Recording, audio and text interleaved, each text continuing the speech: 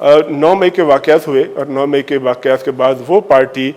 جس کی کارستانیوں کی وجہ سے وہ واقعات ہوئے اور اس کے بعد جو واقعات ہو رہے ہیں اس نے ایک بڑی مہم چلائی ہوئی ہے. سینیٹرز کو خط لکھے جا رہے ہیں, کانگریس مین کو خط لکھے جا رہے ہیں, مختلف اداروں کو انگیج کیا جا رہا ہے اور باقاعدہ لابنگ کی جا رہی ہے, جس کے نتیجے میں پاکستان پر مسلسل تنقید ہو رہی ہے کہ یہاں پر انسانی حقوق کی بڑی خلاف ورزیاں ہو رہی ہیں. آپ کیسے رسپونڈ کریں گے اس بات کو؟ دیکھیں یہ جن کو یہ خط لکھ رہے ہیں یہی لوگ تو تھے جو سازش سے اس کو مسلط کیا گیا ایک جعلی آدمی کو, اور پتہ نہیں کیوں پاکستان پہ یہ ایک غلاظت کا دور آیا اور کیوں اس کو اقتدار میں لایا گیا, اور 30 سال 25 سال کی باقاعدہ ایک مہم کے بعد اس کو مسلط کیا گیا اور پینٹ کیا گیا کہ جیسے وہ بہت نیک پاک ہے. وہ ایسے ہی تھا جیسے ہندو ہمارے بھائی جو ہیں وہ اپنے مذہب میں ایک بت اگر بازار سے لے آتے ہیں اور مندر میں رکھ دیں اور پوجنا شروع کر دیں تو پھر بھگوان کا درجہ رکھتا ہے, تو اس کو تو اس طرح پوجا گیا.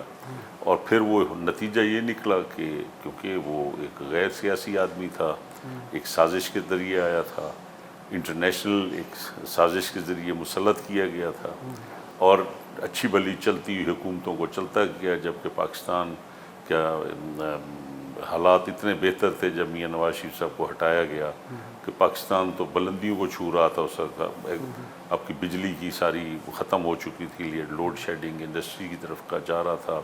اور ایک سازش کے تحت پاکستان کو مجھے آج تک سمجھ نہیں آئی کہ کون سے ایسے ہڈن ہینڈز ہیں جو پاکستان کو ہمیشہ ترقی سے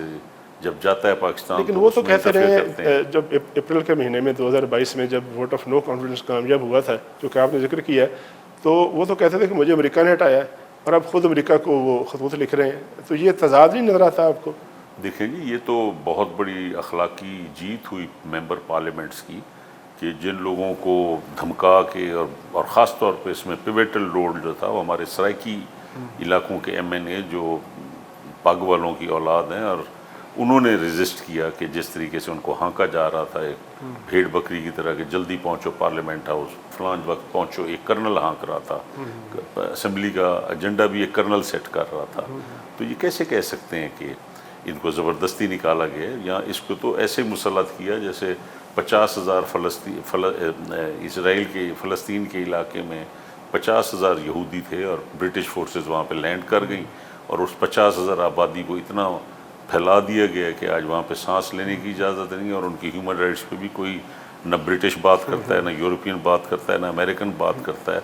پاکستان تو ایک اتنا عظیم ملک ہے, ہمارے اوپر یہ کوئی ہمیں نہ پڑھائے ہیومن رائٹس. ہم اپنے نبی اکرم صلی اللہ علیہ وسلم کی اسوہ حسنہ سے اور ان کے بتائے ہوئے ہیومن رائٹس پہ ہم چلتے ہیں. اور پھر یہ امریکہ میں جو ہو رہا ہے, آپ پیٹرول پمپ سے گن خرید لے, ایک اسٹوڈنٹ لے سکتا ہے, کلنگ کر دے 15 لوگوں کی. ہمارے ہاں تو ایک وہ سکندر صاحب آئے تھے, 3 دن انہوں نے قبضہ کر لیا تھا اسلام آباد میں, کسی نے اس کے گٹے میں گولیل ہی نہیں ماری.